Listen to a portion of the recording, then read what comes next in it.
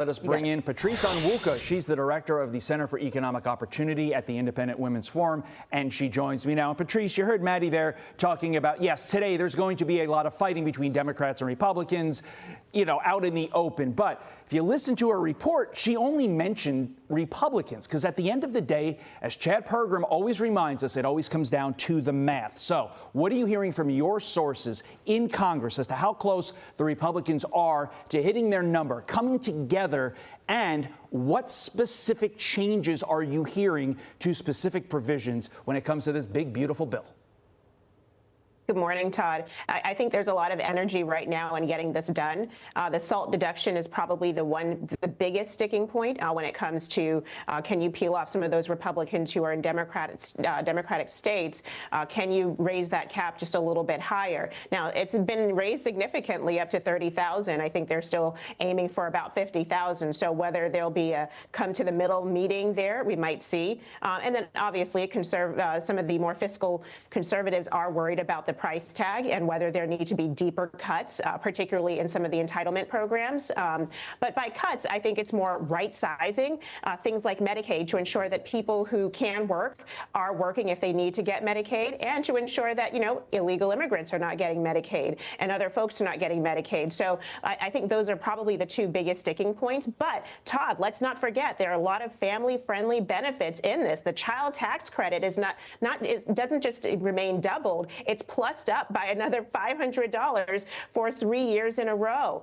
Small businesses will see their deduction increased as well. So there are a lot of really good sweeteners in this bill that I think conservatives can get behind. I think it's important that you mentioned the Medicaid, because I think the watcher at home needs to be laser focused on what the Democrats are saying. They're going to try to say Republicans want to cut Medicaid and Medicare. What Republicans want to do is eliminate the fraud, waste, and abuse in those programs, so that the American taxpayer is only paying for people who need it and not fraud, waste, and abuse. Meantime, in just a few hours, the Bureau of Labor Statistics will release its first inflation data since Trump's global tariffs went into effect. And look, the prevailing wisdom is that inflation is going to go up when this number is released, because this is the month, April, when the tariffs took effect. But just anecdotally, sitting here talking to you, I really haven't seen that price increase on a number of the things that I buy when I go to the grocery store, mainly eggs. Eggs, in my world, have gone down. So are you expecting this catastrophic number that the economists are predicting? No, I'm not. When we look at the previous month's CPI or inflation rate, we actually saw that it was pretty, we saw some disinflation when you dig deeper into the inflation numbers. Disinflation means for the first time, we actually saw negative inflation. The prices were actually dropping. And so I don't expect a wild swing in the other direction. Why?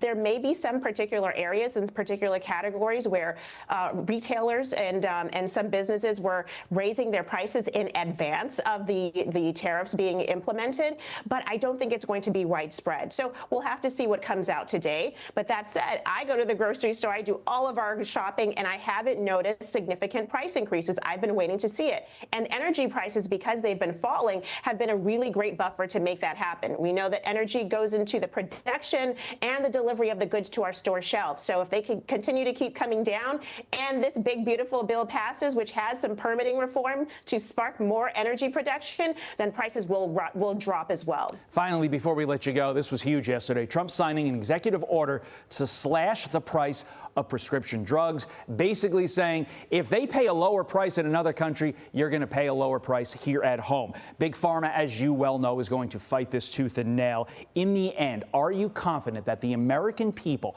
watching right now, and all the rest of the 330 million of them, are going to end up paying the same low price that every other person in the world pays for their drugs?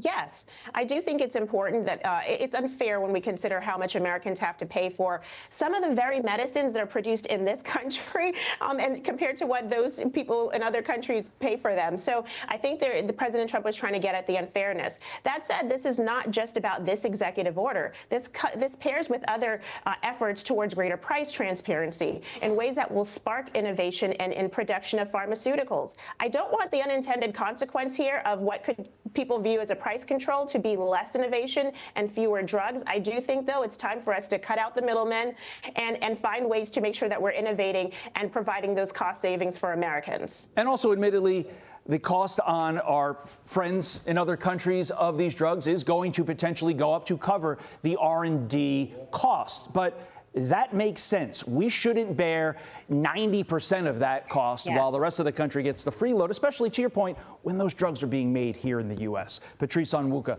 thank you so much. Have a great day. Thanks, Todd. This was also